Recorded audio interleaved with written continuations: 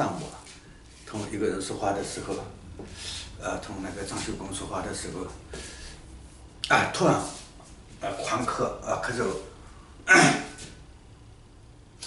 突然狂咳嗽是因为他身上带有浓度很超标的那个甲醛他身上有浓度很高的甲醛，